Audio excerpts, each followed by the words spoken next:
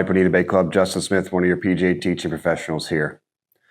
The last few videos I've done for the club have been mainly about short game and or setup positions. Now today we're here back in the academy. A lot of different things that you can measure in here and also change due to this little plate right here that I'm standing on. This is Bay 3. This is our pressure plate here. Bay 2 has got the 4 same pressure.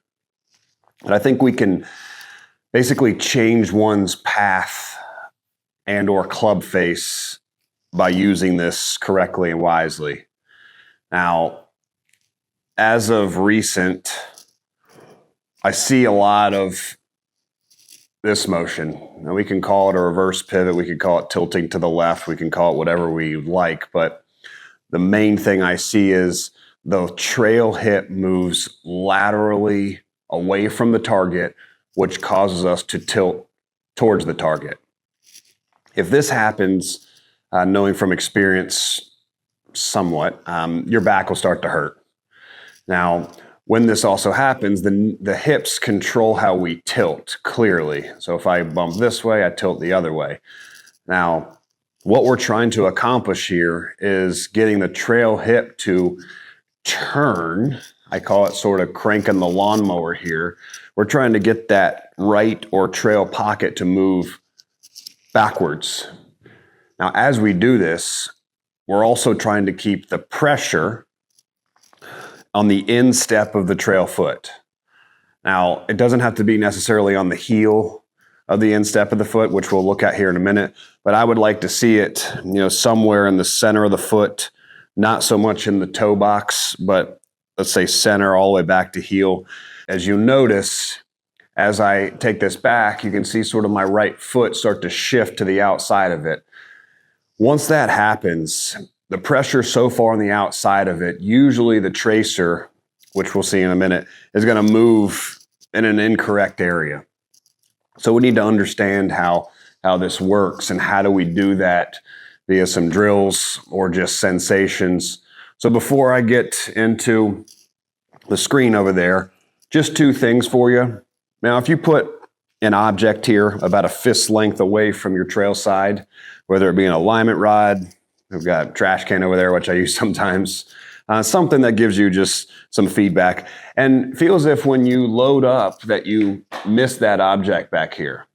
But also start to add, when I load up here, you're going to feel as if sort of your trail foot is pushing in the ground and sort of screwing. So it's creating some sort of torque.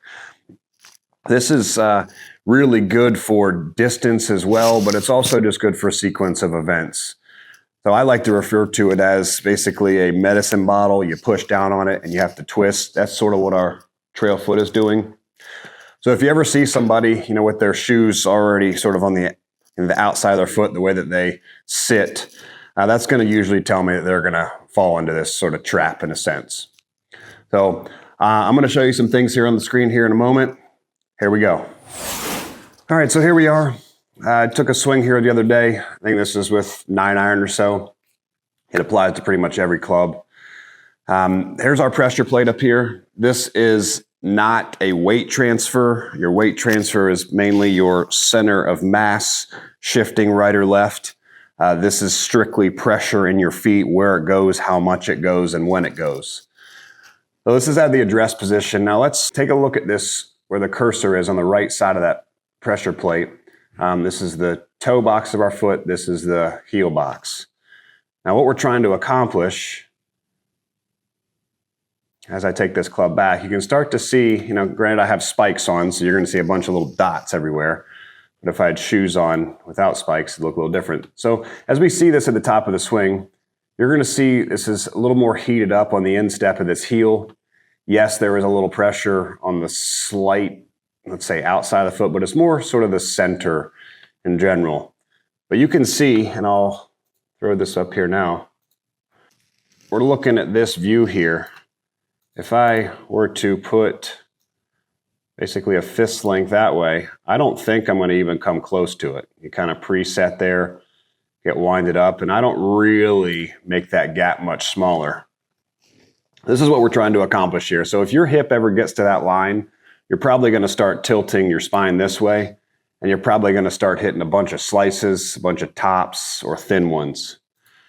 So what I want you to understand today is, I've talked about the setup, I've talked about short game and whatnot, but being able to load up correctly, just your sequence of events and how that works for pressure in the feet is vital to help us produce our, let's say, positive result.